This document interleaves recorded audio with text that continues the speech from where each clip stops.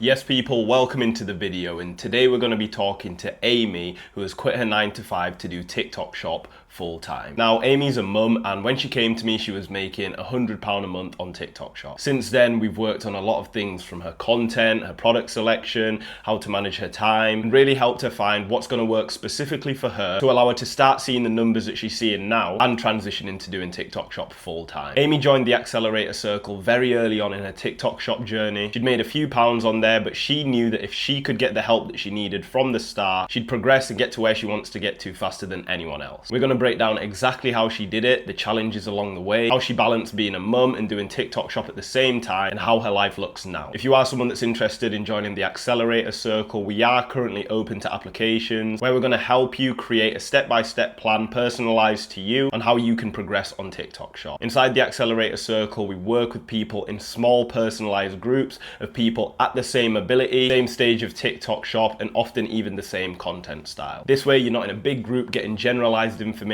and we can get you to where you want to get to as quickly as possible. Q4 is coming up and applications are currently open, but because we work with everyone in small personalized groups, not everyone will be accepted. If you do want to take TikTok shop more seriously and you're interested in getting the right help for you, feel free to apply. Make sure you're taking notes on the video, and I'll catch you in the next one. All right, so Amy, can you just start off by telling everyone just a little bit about you and your life outside of TikTok shop? So I'm a mum to two children.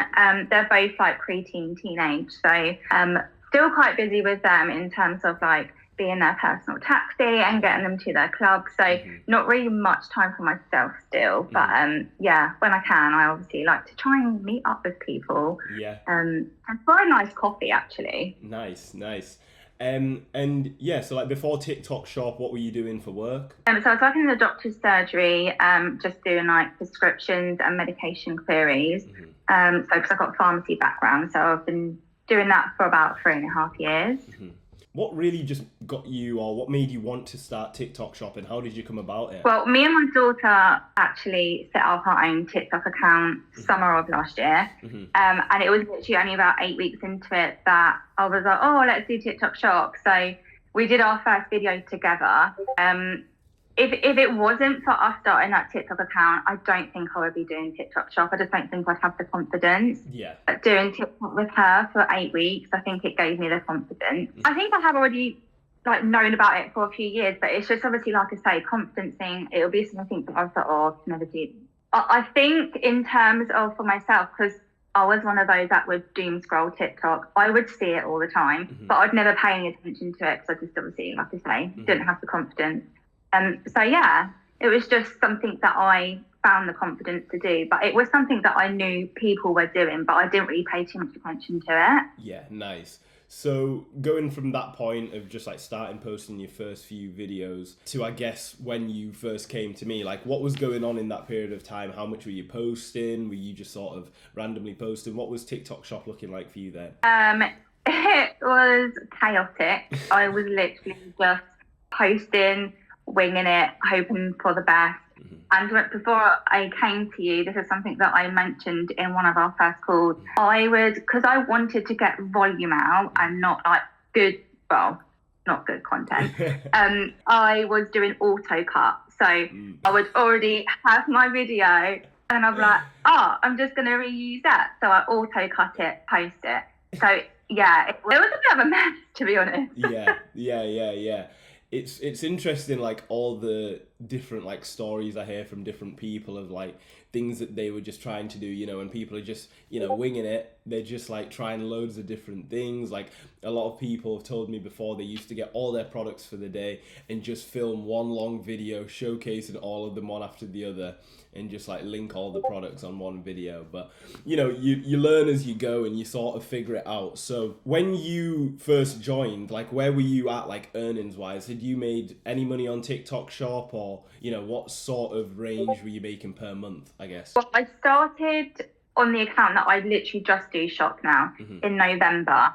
And I think just because of the time of year, it was kind of like a lucky time to start, because I think if you've got those sort of products that people are going to want to buy for gifts, you're kind of winning. So for November and December, I think I did like £350, which to start out, I was like, oh, that's really decent. But then January, it was literally £110. And I was like, oh, like, still winging it, didn't really know what I should be posting. Mm-hmm. But thereafter, I was averaging about £200 a month. Mm-hmm. Mm-hmm. Which is still like, for someone that was just straight up winging it and like you just going with the flow, it's still like, I think this is what I try to explain to people, like that getting even just to that base level where you're making some money is so easy. Like it is actually, like, I never lie about like when you try and hit big months, it's a lot of work, you know, but even just getting to that base level where you're just getting a feel for it, like you can do it alone and make some money, you know, which is going to motivate you to keep sort of trying.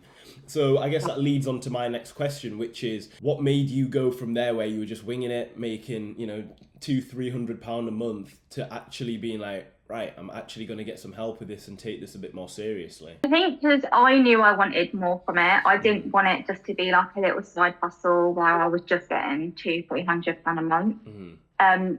So then when I did join, and obviously I had seen Abby's video that you did with her, and I was thinking like what she was saying, it sounded like I could have been saying it. She was doing slightly better than me, but again, like, don't want to compare. Mm-hmm. She'd been doing it a longer time. And it was just one of those things that, oh, okay, so if you've helped her out and it sounds like me talking, Mm-hmm. and why not? Like, give it a go. But I had been in a group before, Mm-hmm. and it was just the content in there was, it just didn't suit me.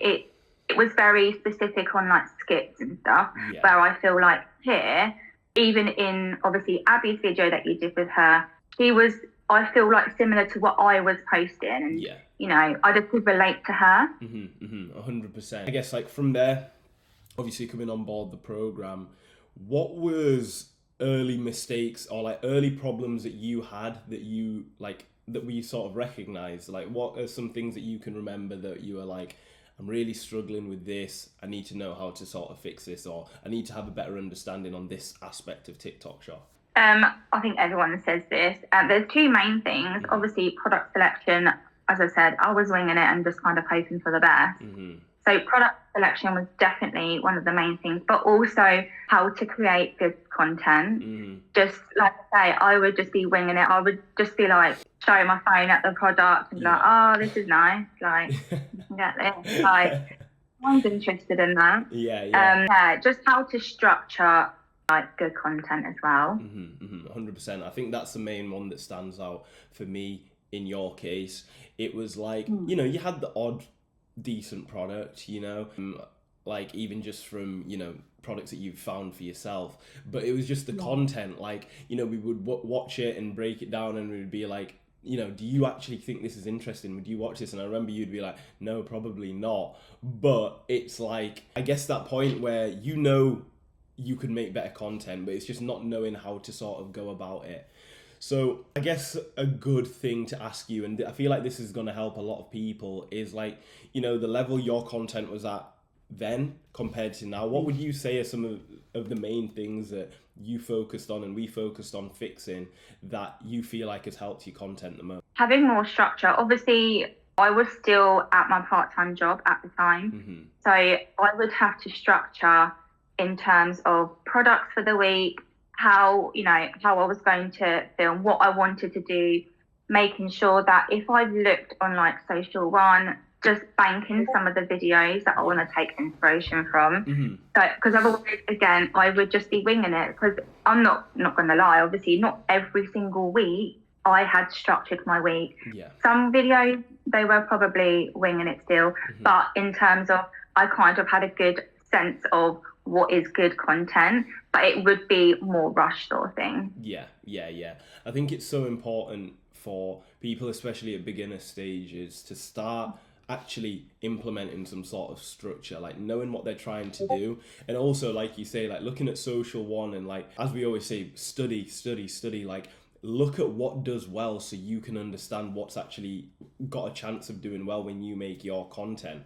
I think is super, super important. So did you have any like doubts before actually joining the program? Was there anything that was like in your head that was like, okay, maybe I don't need this, or maybe this isn't going to work out for me? Because obviously you saw Abby, but you know, everyone has doubts. It's like it could work for Abby and it doesn't work for someone else. But what was your sort of thought process? I just was like, no, I'm just gonna go all in. It's not- I don't know why. I just didn't doubt it, but I think it's because I kept seeing your TikToks, like talking about TikTok shop.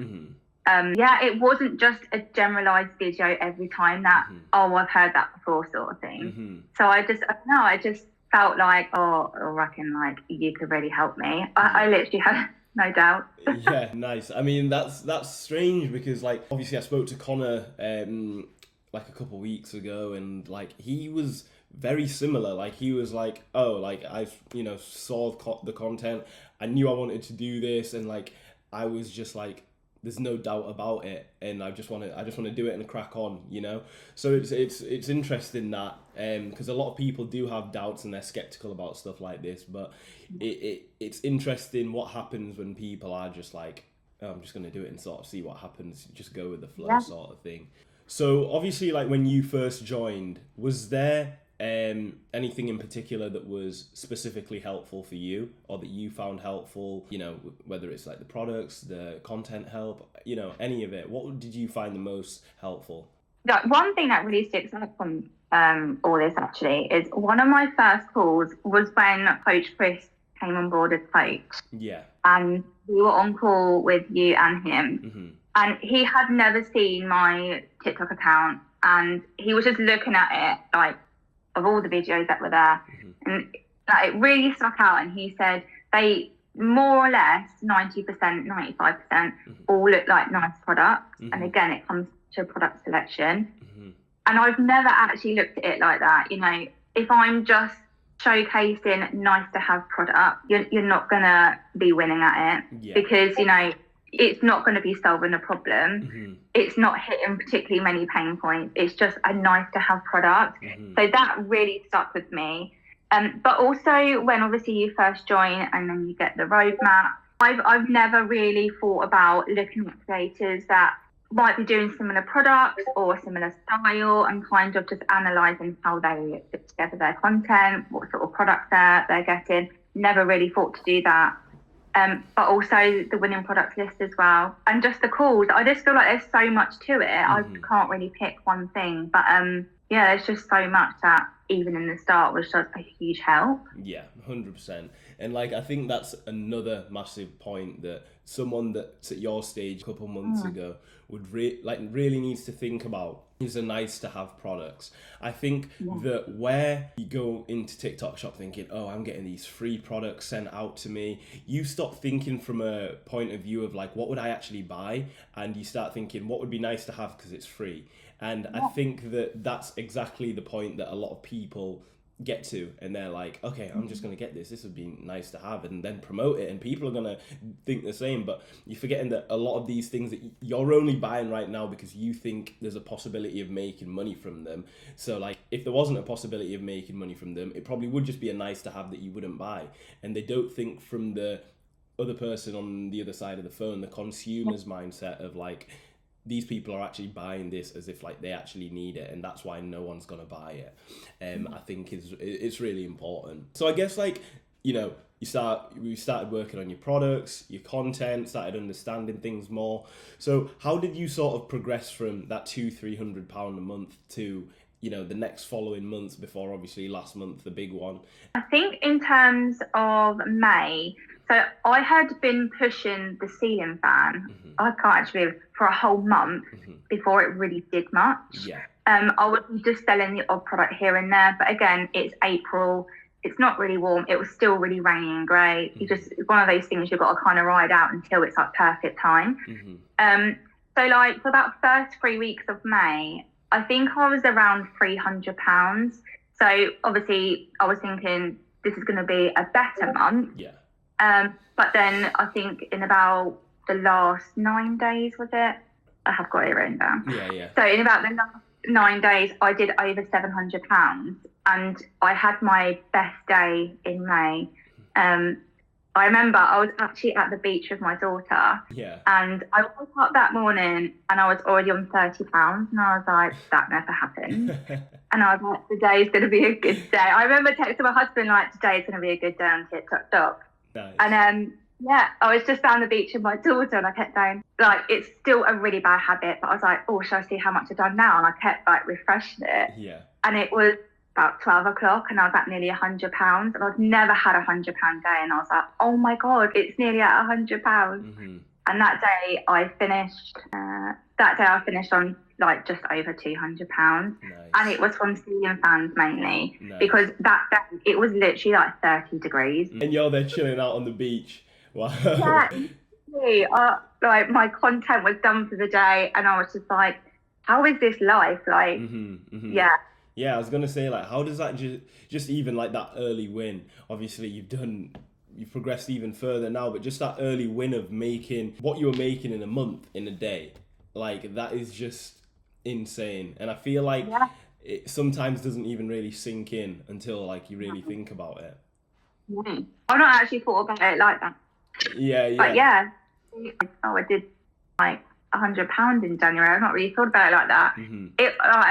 I mean, you see it all over TikTok, like even people that have only started a few months and they've got their first £200 day, and you think, how? Like, what am I doing so different? And sometimes you go look on their profile to be snoopy, and you're like doesn't look any different to me. Yeah. And like again, it's just that comparing. Like, it's just something that I think everyone probably still does it to some degree. Yeah. But it was just mad. I couldn't believe it. I was just very happy, obviously. Nice. So moving forward even further, like, you know, how did things continue to progress? So June was really good. Obviously, as everyone says on TikTok, like if you've got a winning product, just keep rinse and repeat. So I was literally posting the same products that were selling well for me throughout June. Obviously, putting in new products as well to test those out. Yeah. But June, I don't think I had like my best day like I did in May. But I earned more in June than I did for my part-time job, and I was doing that while still at my part-time job. So yeah, I just had good products that were going to sell well for that month. Nice. And I guess it would be interesting for people, like, talk about now what made you decide, obviously, to drop your part-time job now and put your time into TikTok shop. What was sort of the thought process behind that? So in May, it was probably the beginning of May. So before I'd even like done pretty all right numbers. Yeah. Me and my husband had already started talking about it. I think because he knew how much I enjoyed it. It was something that I felt quite passionate about, and he knew how much I found my job so boring. And so many times at work, I'd be texting him like, I could be at home right now doing content and I'm stuck here. So it was just something we had been discussing for a good month. And I think the end of May, it was like that realization that, oh, actually this could work. And then throughout June, obviously, because in June I did so well, it was like I'd already obviously handed my notice in then. And it was just like, well, this is literally just the start. If I can do this, then I'm not losing, because I'm actually still earning a bit more than my part-time job. Yeah, I was just in conversations with my husband for a good month, and then just did it. Nice. So yeah, let's, I guess, get to the big one. Well, first of all, how much did you make last month? It was just over 3,500. Nice. Just how does that feel, you know? It doesn't feel real. Like, I don't know. I think because you're so used to like seeing what you've earned daily, and then like your weekly, it still doesn't feel real. And also, like, I just find it so mad that it's all from my phone. Like, I see it all the time. And even before doing TikTok shop, you know, there's been side hustles that I've tried, and it just seems like it's always been, oh, it's somebody else. I could never do that, or it's never worked out for me. And even now, like, it still doesn't feel real. It's mad, really. Yeah. It takes some time for it to sink in, and like it is, especially when you go from, you know, just working a regular job and like you see all of this stuff, like you say, and then it happens to you and you're like, oh, like it's actually happening. Like it takes some time for it to sink in. Yeah. And what would you say is some of the wins that you've had in this month, and sort of why you think that happened as well? So I think why it happened is just because good product. There was a few products that were obviously, because it was hot weather, there was good evergreen products that I was also pushing. I mean, one day it was like ceiling fans were like the number one product, but then for a good like 3 or 4 days, it was the Minky. I was like, I think one day I sold over like 240 Minkies. Like, Nice. it was just mad. So yeah, it definitely came down to the product selection, and then again, just making sure that I was creating new content for those products just to keep going with the same products that are actually selling. Yeah. I think your content is I know we spoke about it already, but like the main thing that I look at and I'm like, there has been such a progression. Like, even now, obviously, we're still trying to like improve every single week, and like we're still changing stuff. But like, I just remember looking at your content right at the start, and it was just you, that plain white wall behind you, and you just with the product like that. And then to think about where it's at now, where you understand structure, product, you understand how to get ideas. It's just such a massive difference that I feel like is something a lot of people at your stage can look at and like still be like, oh, I could do that. That's attainable, but just see how much of a difference there is between your levels of content. So, but would you say your life has changed much since obviously where you were at the start of the program or before joining the program to now where you're at with TikTok Shop and life in general? And if so, what has changed? Yeah, I actually feel like it has. So now obviously I've got so much more time freedom. And I know my kids are that bit older. Doesn't mean they don't still need me. Obviously, my daughter's literally only just turned 11, but having time freedom, like, is just so nice, and being able to work on my terms.